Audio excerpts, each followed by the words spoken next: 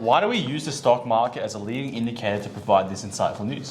Well, firstly, I love my charts. Yep. There's a lot of noise out there every day. Everybody has their own opinion, but the charts don't lie. In particular, SP500 as a leading indicator. SP500 contains, probably most successful top 500 company in the US, or if not the world. Well, yeah.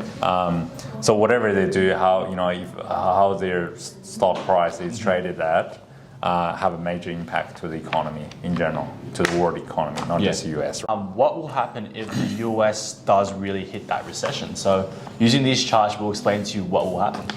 Well, so today, again, we're going to use SP500 charts. Yeah. And not just a recent one, we're going to use a historical one with the last global financial crisis in 2008. Yeah. So the chart you can see on the screen right now is a quarterly chart. Yeah. Generally speaking, the green candle means prices are going up from its opening price to its closing price, and red means it's going down. I mean, if you're looking at the charts in front of you, it shows you very clearly the U.S. stock market is in a long-term bull market since global crisis towards the end of 2009.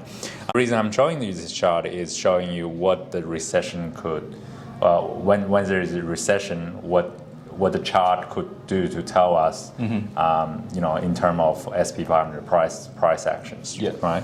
So as of now, the U.S. is in a technical recession.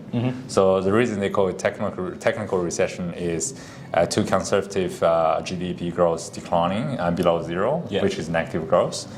That in economic terms, that is recession. Yeah, but our officials are hesitated to call it a recession. Let's look into the chart. This is a quarterly time frame, all right? So it may take some time to develop the next candle. But looking into this candle right now, the white line, you can see it's a 20 moving average. If you look in the historical recession, which happened in 2008, and there was technically recession in 2020 COVID crisis, the price always come down to test the 20 moving average. Now, technically, we are in a recession today, but SP500 hasn't really tested this white line yet. So by looking into this chart alone, my own prediction is the SP500 haven't found a price bottom just yet. So I think there's still a little bit more room for it to drop a bit. Look, it's probable, highly probable, for the SP500 to at least come down to test this white line once. To finish this up, I'll give you 3 different scenarios. What's going to happen? The first scenario is we test this white line, or the Bollinger Band's 20 moving average as a mean price. Again, it's the same thing. So if we come down to test this 20 moving average and successful, we'll take off from here. Bull market continues. So this is just a little correction, we normally say.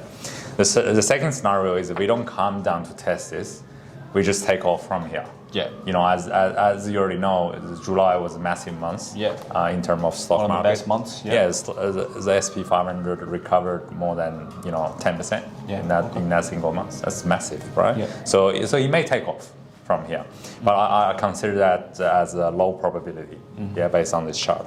The third scenario, which I think is most probable, will be they will come down to test this white line and potentially fail. And then when that happens, it will definitely confirm a recession, not technical recession anymore, definitely a real recession. And this time, it could last for a couple of years at least.